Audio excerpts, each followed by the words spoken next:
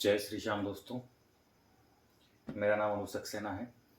इस चैनल के माध्यम से अपन साइंस को कंप्लीट करेंगे, जिसमें अपन साइंस के बायोलॉजी, फिजिक्स और केमिस्ट्री तीनों पोर्शन को देखेंगे।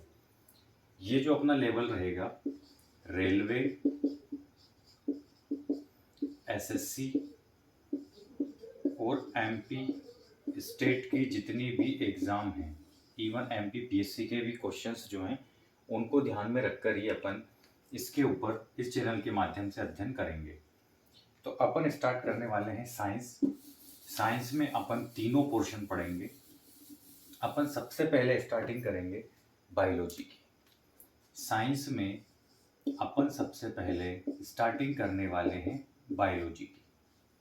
बायोलॉजी जिसका हिंदी अर्थ होता है जीव विज्ञान, मतलब जीवों के विज्ञान के ऊपर अपन चर्चा करने वाले हैं। किसमें?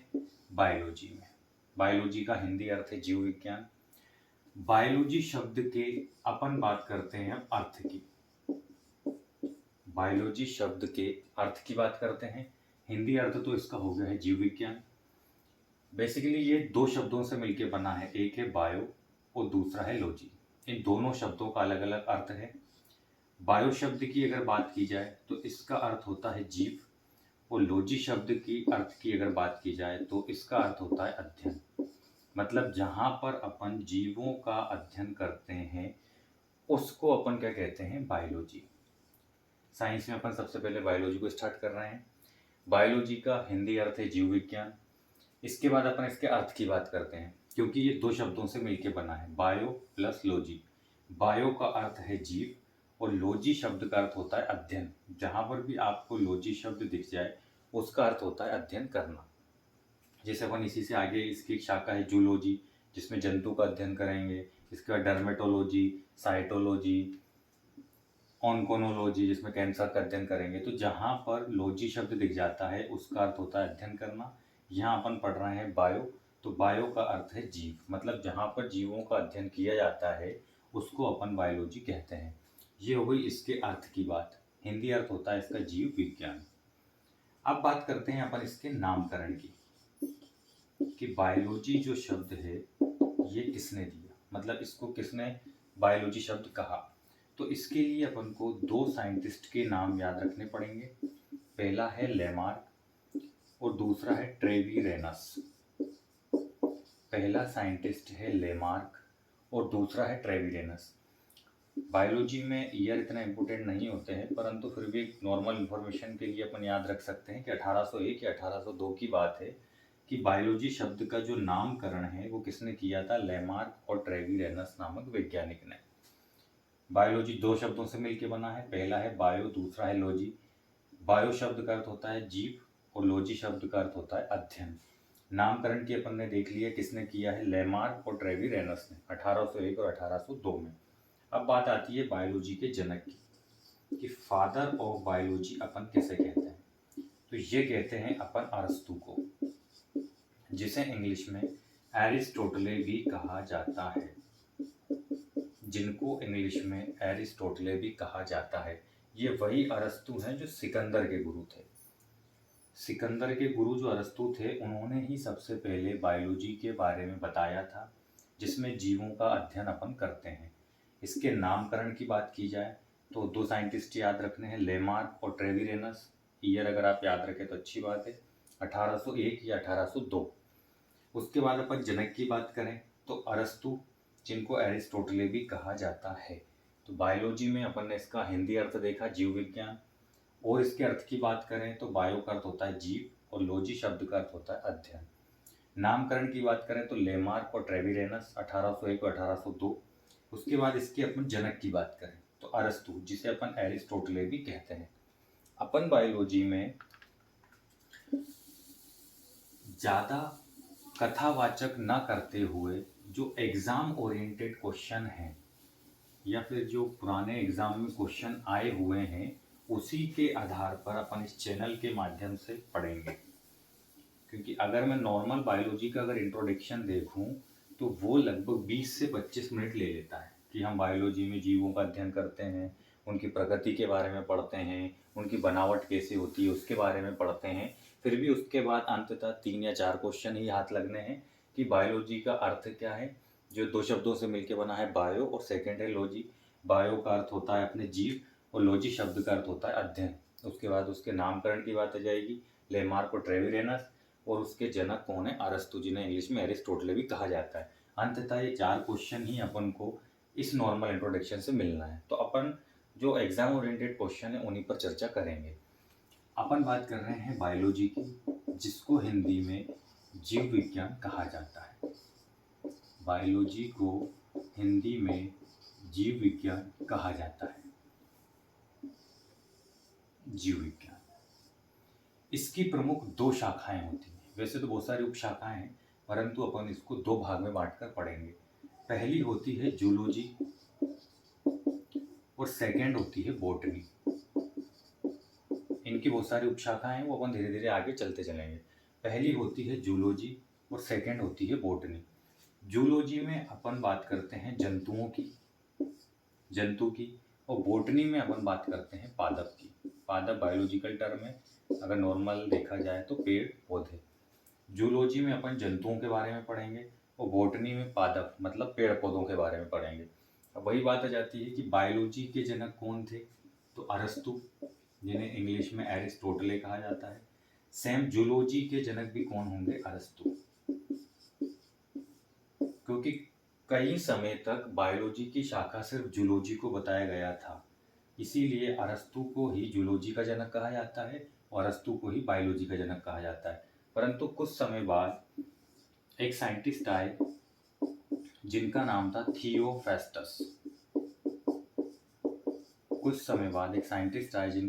थियोफेस्टस। उन्होंने बताया कि बायोलॉजी के अंतर्गत जूलॉजी के साथ साथ अपन बॉटनी को भी रख सकते हैं, जिसमें अपन पादप मतलब पेड़ पौधों का अध्ययन करेंगे। तो प्रश्न यहाँ से डायरेक्ट बनते हैं कि बायोलॉजी के जनक कौन है, अरस्तु हैं। जूलॉजी के जनक कौन है, अरस्तु हैं। और बॉटनी के जनक कौन है, थियोफेस्टस हैं। बॉटनी में अपन पादप मतलब पेड़ पौधों के बारे में पढ़ेंगे, और जूलॉजी की अगर अपन बात करें तो इसमें अपन पूरा जंतु जगत देखेंगे, जिसमें मानव भी आ जाएगा और पशु भी आ जाएंगे। ठीक है, तो बायोलॉजी की 2 शाखाएं हैं, जूलॉजी और बॉटनी। एग्जाम ओरिएंटेड ही चर्चा अपन इस चैनल के माध्यम से करेंगे। फालतू का कचरा अपन को ना तो नोटबुक में नोट करना है जिससे कि रजिस्टर भरा भरा दिखे, सिर्फ उतना पढ़ना है जितना एग्जाम में आता है। तो बायोलॉजी का अपन ने नामकरण देख लिया, उसका अर्थ देख लिया, उसके जनक देख लिए। उसके बाद बायोलॉजी की जो 2 शाखाएं हैं मेन उनको देख लिया, जूलॉजी और बॉटनी, और साथ ही उनमें क्या पढ़ेंगे वो देख लिया और उनके जनक देख लिए। अपन स्टार्टिंग कर रहे हैं जूलॉजी की, जिसमें अपन जंतु के बारे में पढ़ेंगे। जूलॉजी में अपन किसका अध्ययन करते हैं, जंतु का। इसके जनक कौन है, अरस्तु, और बायोलॉजी के जनक भी कौन है, अरस्तु। तो अपन सबसे पहले बात कर रहे हैं जूलॉजी की, जिसके जनक है अरस्तु। इंग्लिश में इसी को एरिस्टोटले कहा जाता है, जिसमें अपन जंतुओं के बारे में पढ़ेंगे। जंतुओं में अपन सबसे पहले पढ़ने वाले हैं कोशिका, क्योंकि हमारे शरीर की सबसे छोटी इकाई जो है वो है कोशिका, जिसको इंग्लिश में सेल कहा जाता है। कोशिका हमारे शरीर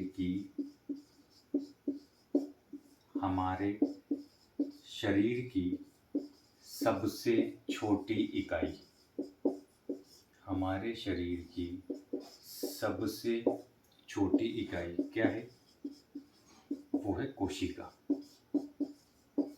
मानव हो, पेड़ पौधे हों या फिर पशुओं की बात करें तो इन सबकी सबसे छोटी इकाई क्या है, कोशिका। जो हमारे शरीर की सबसे छोटी इकाई है कौन सी है, कोशिका। कोशिका को अपन आगे पढ़ने वाले हैं, जिसको इंग्लिश में सेल कहते हैं। तो सबसे पहले तो कोशिका के अध्ययन को क्या कहेंगे, तो इसके अध्ययन को अपन कहेंगे साइटोलॉजी। साइटो शब्द सेल से ही बना है, इसीलिए इसको अपन क्या कहेंगे, साइटोलॉजी। वही लॉजी यानी क्या होता है, अध्ययन, और साइटो यानी क्या होता है, सेल। तो सेल का अध्ययन जिसमें किया जाता है उसको क्या कहते हैं, साइटोलॉजी। कोशिका के अध्ययन को साइटोलॉजी कहा जाता है। हमारे शरीर की सबसे छोटी इकाई क्या है, तो वो है कोशिका, जिसे इंग्लिश में सेल कहा जाता है। अब बात करते हैं इसके जनक की, कि कोशिका के जनक कौन है। तो सबसे पहले अपन को याद रखना है रॉबर्ट हुक। सबसे पहले अपन को जो साइंटिस्ट याद रखने हैं कोशिका में वो है रॉबर्ट हुक। इन्होंने सबसे पहले मृत कोशिका के बारे में बताया था। मतलब फादर ऑफ सेल किसे कह सकते हैं अपन, रॉबर्ट हुक को। इन्होंने सबसे पहले मृत कोशिका के बारे में बताया था। और किस में बताया था? कॉर्क मतलब लकड़ी के एक ढक्कन में। लकड़ी के एक ढक्कन में, कॉर्क में रॉबर्ट हुक ने मृत कोशिकाओं के बारे में बताया था कि जो कॉर्क है वो मृत कोशिकाओं का बना है। मृत कोशिका को नेफ्रोसिस कहते हैं। मृत कोशिकाओं को क्या कहा जाता है? नेफ्रोसिस। ये टर्म अपन को याद रखनी है कि कोशिका के जनक कौन है? रॉबर्ट हुक, जिन्होंने सबसे पहले मृत कोशिका के बारे में बताया था। किसमें? कॉर्क मतलब लकड़ी के एक ढक्कन में। मृत कोशिकाओं को क्या कहा जाता है? तो नेफ्रोसिस कहा जाता है। अभी अपन ने देखा कोशिका जैसे इंग्लिश में सेल कहा जाता है। हमारे शरीर की सबसे छोटी इकाई क्या है? कोशिका। कोशिका से छोटा हमारे शरीर में कुछ नहीं होता है। ठीक है। इसके अध्ययन को क्या कहा जाता है? तो साइटोलॉजी कहा जाता है। इसके जनक कौन है? तो रॉबर्ट हुक है, जिन्होंने सबसे पहले मृत कोशिका के बारे में बताया था। और किसमें? कॉर्क मतलब लकड़ी के एक ढक्कन में। मृत कोशिकाओं को क्या कहा जाता है? तो नेफ्रोसिस कहा जाता है। कोशिका में 2-3 साइंटिस्ट याद रखने हैं। पहला अपन ने देख लिया रॉबर्ट हुक। अब अपन बात करते हैं दूसरे साइंटिस्ट की, क्योंकि इन्होंने सबसे पहले मृत कोशिका के बारे में बताया था। अब अपन बात करते हैं, एक और व्यक्ति याद रखना है अपन को, एंटनी वॉन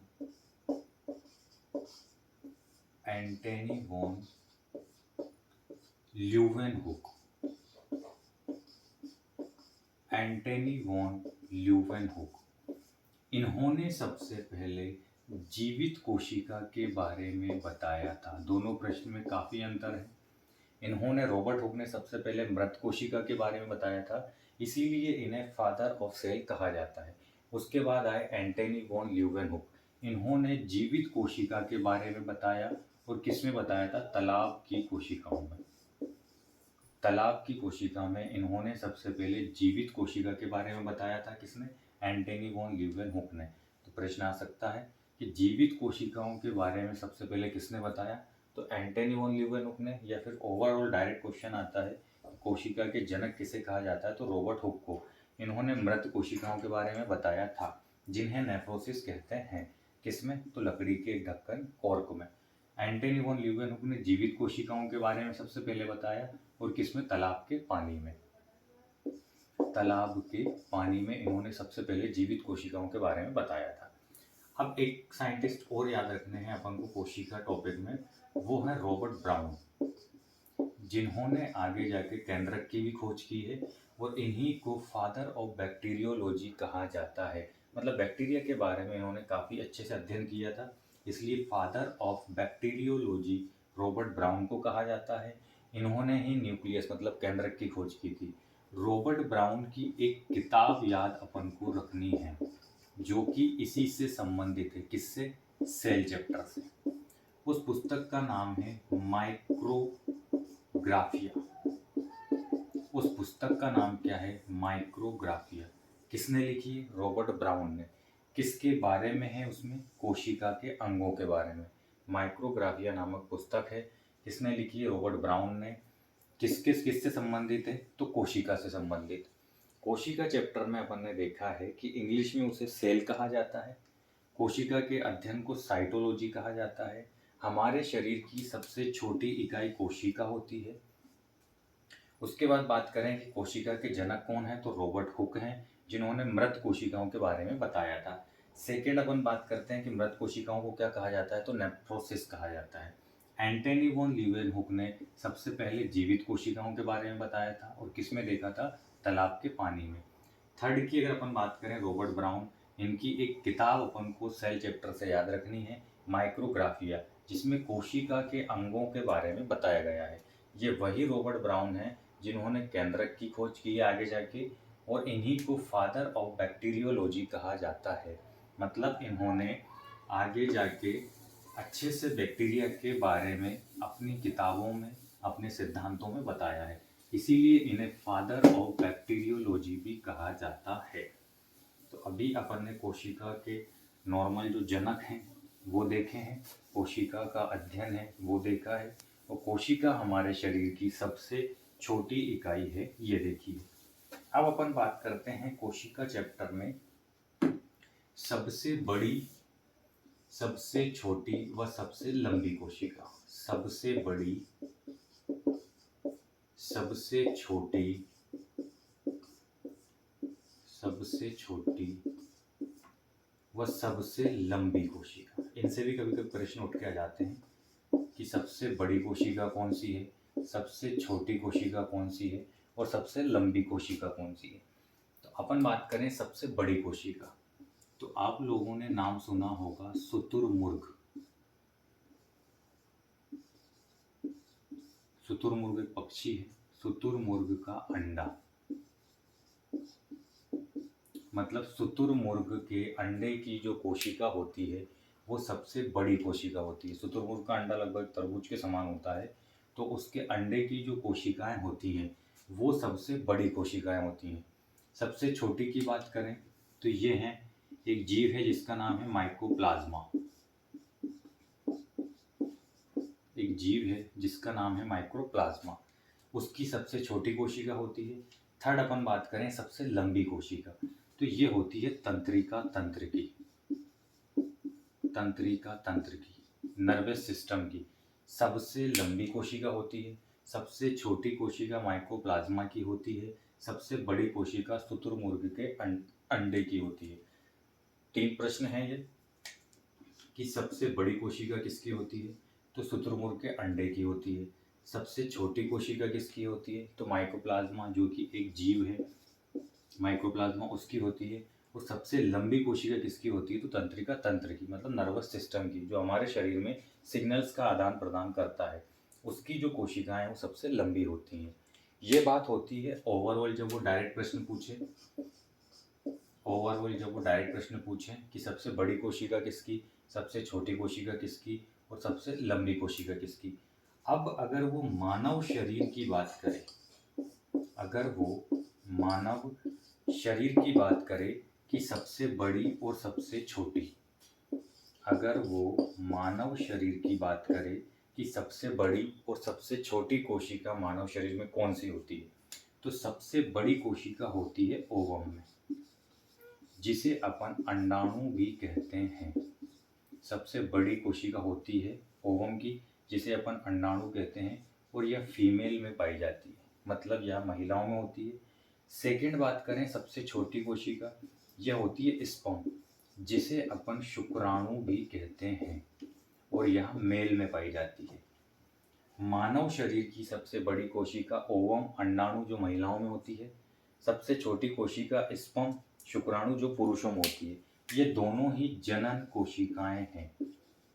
कैसी कोशिकाएं हैं, ये दोनों ही जनन कोशिकाएं हैं। तो सबसे छोटी, सबसे बड़ी और सबसे लंबी, अगर नॉर्मल पूछा जाए तो सबसे बड़ी शुतुरमुर्ग का अंडा, सबसे छोटी की बात करें तो माइकोप्लाज्मा जो कि जीव है, सबसे लंबी की बात करें तो तंत्रिका तंत्र की। परंतु अगर वो प्रश्न में मानव शरीर लगा के दे दे कि मानव शरीर की सबसे बड़ी, तो ओवम जिसे हिंदी में अंडाणु कहते हैं किसमें पाई जाती है, महिला में। सबसे मानव शरीर की सबसे छोटी स्पर्म जिसे शुक्राणु कहते हैं किसमें, पुरुषों में। और ये कैसी कोशिका है, तो ये है जनन कोशिकाएं। तो 4-5 प्रश्न ये हैं सबसे छोटी, लंबी और सबसे बड़ी से संबंधित, और मानव शरीर की सबसे बड़ी और छोटी कोशिका। कोशिका चैप्टर में अभी तक अपन ने उसके अध्ययन को देख लिया है, उसके वैज्ञानिक मतलब उसके जनक को देख लिया है, जो कि रॉबर्ट हुक हैं, एंटनी वॉन लीeuwenhoek हैं। उसी से संबंधित एक रॉबर्ट ब्राउन याद रखना है, जिनकी पुस्तक माइक्रोग्राफिया है, जिसमें उन्होंने अच्छे से कोशिका के अंगों के बारे में बताया है। अब एक चीज और आती है कोशिका में, जिसे अपन कहते हैं कोशिका सिद्धांत। एक चीज और आती है कोशिका में, जिसे अपन कहते हैं कोशिका सिद्धांत, मतलब सेल के कुछ प्रिंसिपल। कोशिका सिद्धांत, इसमें 2 व्यक्तियों के नाम याद रखने हैं। पहला नाम याद रखना है स्वान तथा सेकंड याद रखना है स्लाइडर। स्वान तथा स्लाइडन ने क्या दिया था, तो कोशिका सिद्धांत दिया था। कोशिका सिद्धांत क्या है, वही कि हमारे शरीर की सबसे छोटी इकाई, हमारे शरीर की सबसे छोटी इकाई क्या है, तो कोशिका है। ये इन्होंने कहा सबसे छोटी इकाई कोशिका होती है, कोशिका होती है तथा क्रियात्मक, मतलब अपन जो क्रिया करते हैं, तथा क्रियात्मक और संरचनात्मक,